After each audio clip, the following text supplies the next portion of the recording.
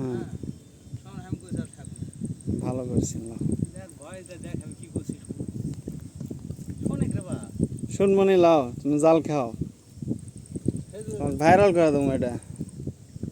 হ্যাঁ আমাদের আলতাফ চাচা বিদেশ থেকে আসার পরে শখ করে মাছ ধরতে আসতে, তো দেখা যাক চাচা এখন জাল খাওয়া দিবে, দেখা যাক চাচার জালে কি মাছ ওঠে। মাশাআল্লাহ সুন্দর খাওয়া দিছে, এখন দেখা যাক কি মাছ ওঠে।